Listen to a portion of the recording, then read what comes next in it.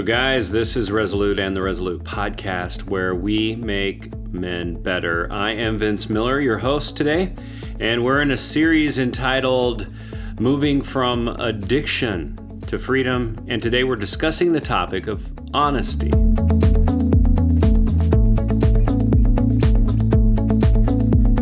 Well, welcome back to the program. If this is your very first time tuning in, well, thank you for joining us.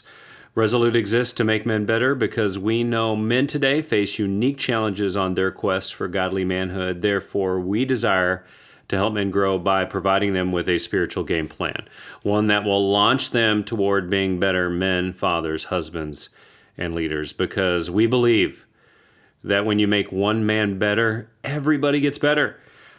For more information on our program, you just got to go to beresolute.org and check out all of our resources. We especially have great resources for a men's small group. If you have an existing men's small group, you got to check out our small group resources. We have videos and handbooks to lead that group time for you if you're looking for it, or if you know a pastor who's looking to build their men's ministry, you need to pass us along to them.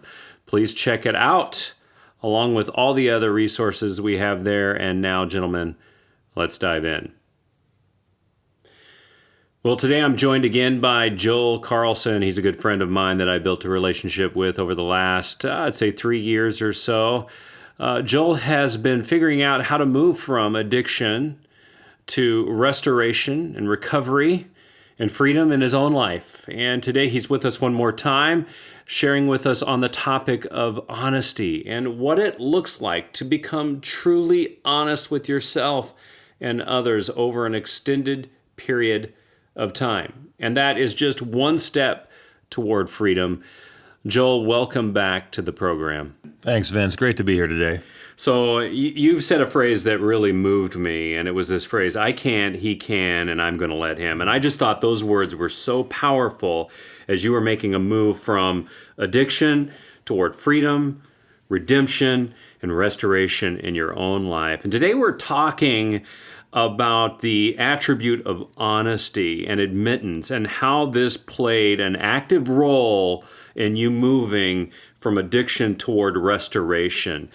Can you tell us how difficult it was for you to be honest about your addiction and what the feeling was like when you became honest about who you really were, Joel? Yeah, and you know, Vince, the key to the I can't component of this is step one from AA, which is we admitted we were powerless over alcohol and that our lives had become unmanageable. And last time we talked about the powerlessness. To get to that point, though, you have to be honest and admit about how you are powerless, in what areas of life you are powerless, and how you can move forward from that. But it starts really with the honesty piece there. And the problem that I ran into is that my life was filled with deception because at the core of me, even as a kid and into adulthood, was insecurity. I thought I never measured up. I thought my friends were better looking. They got the better looking girlfriends. They had the more athletic skills. I never thought I measured up, so I was highly insecure.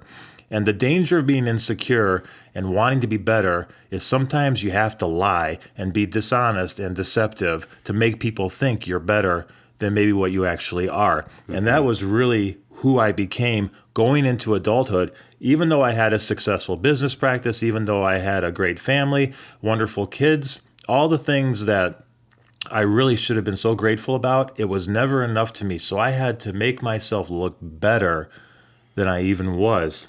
Okay, so what I'm hearing from you then, Joel, is that sometimes we live behind this huge shadow of deception that we have built up for ourselves out of our own sense of insecurity. And it sounds like to me that this is not just true for you. It's probably true for me. It's probably true for every man. We live behind a shadow of deception that we have built for ourselves. So tell me, what did that look like for you? I mean, I would assume that this must have gotten built up in some way in your own life behind your own security. How did you build up this deceptive, dishonest way of life? You know, my life took a real unfortunate turn when I was not very responsible in my own personal financial status, and then In my business, when the stock markets collapsed, my business really started to suffer from that. And so I needed to find ways in which to redeem my finances, and I did it in a very unethical, illegal way. And as I was doing that, I drove myself deeper and deeper into my addiction of drinking, found myself sitting at the bars in mid-afternoon on a weekday. And the only way in which I could make myself feel better for all of the negativity that I was doing was to build myself up through a series of lies, a series of crazy stories to make me look good, to really take me out of reality, put me into a state of delusion, which honestly was a very wonderful place to be at that time. It was really the only place I thought I was safe. I would sit at the bars day after day, and I tell people a lot of stories of my life, a lot of my journey, but I would do it in a very prideful way. For instance, I'm a big golf fan. I love the game of golf. I used to play a lot. And one of my greatest experiences was the day that I shot a 68 at Augusta National, where the Masters is played. Just an incredible round of golf, a 68. And later on that day, I called one of my best friends, the actress Jennifer Aniston. She's been one of my best friends for years, and I told her all about that, and she was so excited. And the neat thing for me is to be able to play golf at all these places because I had all these millions and millions of dollars in my bank account. But let's pause there for a second. Those three things are a series of lies that I told people at the bar during the day. Absolutely not true. I'm a hack of a golfer. I don't have any celebrity friends, and I certainly didn't have millions of dollars in the bank, but I told those lies just to make me look good. Now, those are big, silly, dumb things that I did, but it really gets back to the core of who I was. The only way I could see myself getting through each day was to build myself up to be a person that I simply wasn't. If I had just been honest with who I was, not just to other people, but just to myself, I think my life could have taken a different turn at that time. So I hear you tell this story, and I'm actually really moved by it, Joel, because what I hear is a man who was struggling through his own insecurity, and in an effort to try to build himself up, manufactured stories that were really untruths. They were deceptions that you allowed yourself to tell so that you could just feel a little bit better about yourself. And I think that there's guys out there on the other end of this podcast listening to it going, yeah, I probably have many of those same insecurities. I know, Joel, that I have those same insecurities too. We have this desire to embellish stories, to manufacture untruths, to make ourselves feel a little bit better sometimes. And unfortunately, we get in a pattern of doing that to kind of stroke the emotional ego a little bit. But you're telling us, however, on the other hand, you have to move through that deception toward brutal honesty, right? And we have to get really honest with ourselves. And the words that come to mind for me are John 8, verse 32. Then you will know the truth, and the truth will set you free. You must have had a moment that you started getting honest with yourself and you started experiencing that freedom. Tell us about that a little bit. The one thing that was so crucial to my honesty, getting back on track, was when I was able to admit to my father, who was one of my greatest supporters in my recovery, and say those words to him, I am an alcoholic. When my dad heard those words come out of my mouth, his response was not of sadness or of anger. His response was of joy, because what he had been doing for so long was sitting on the sidelines, knowing exactly that I was an alcoholic, but there was nothing he could do about it until I admitted to him, yes, Dad, I am an alcoholic. And I think that's a real powerful point there, is that sometimes I think we give our family and our friends not as much credit for knowing us as well as they do. Yeah. And I think, as I've learned and speaking with them over the years here, is that they knew all along that the stories I was telling were not true. They knew that my behavior was very deceptive. But I thought that I was railroading them, when in reality, they knew it all along, but they couldn't do anything about it. They needed me to get to the point where I could recognize that I had been this way. Yeah. And when I was able to first admit that I was an alcoholic, that was a huge turning point, recognizing that people still accepted me for who I am. They loved me for who I am. But most importantly, they were so thrilled that I was finally being honest about my situation. And they loved me even more because of the honesty. Even if it's a fault or a character flaw, at least I was being honest with them. And then we can move forward and work on it from there. Yeah, and I would assume that it took a while for your believability to grow, right? Like everybody didn't just accept your honesty right away, right?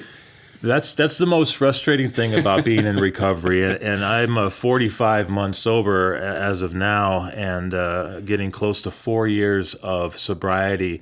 And sobriety is not just from staying away from alcohol. Sobriety is being a man of character and changing who I want to be, and doing that on a daily basis. And the most frustrating thing for me, and the one thing I've learned, is that honesty was probably my largest character flaw as to who I was, and it is the most difficult thing to recover from, as far as other people believing me.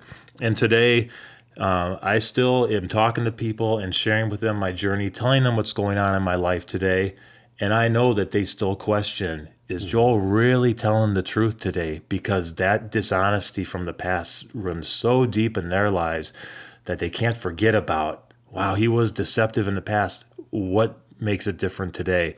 I really feel as my challenge to me and to others that maybe struggle with the honesty component, recognize that the things you say today are going to have lingering effects down the road. And the last thing you want is to have your believability questioned by others. Okay, so I want to end there because I think that's such a powerful, actionable, Joel. I think what you're getting at here is that, sobriety isn't just about the things that we have to stop doing.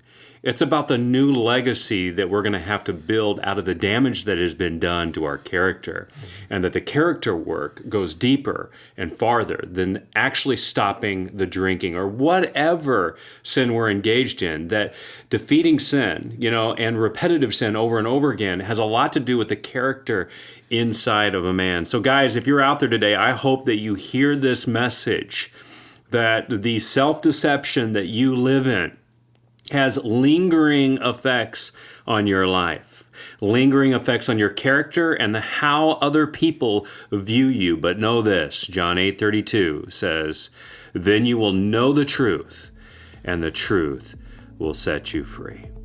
Well, gentlemen, that's the show. Again, Joel, thank you for being with us. Thank you, Vince. Great to be here again.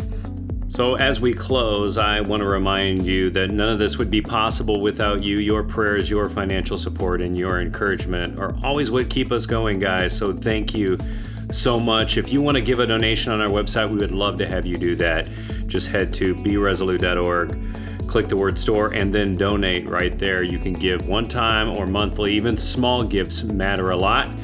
And as well, if you're looking to help us, we want to support your men's group if you have one, or if you know a church that needs men's group materials, please pass our name along to them. We'd love to share with them a free membership just to kind of get them going, because we have some great series for men's groups out there that we would love to put in their hands.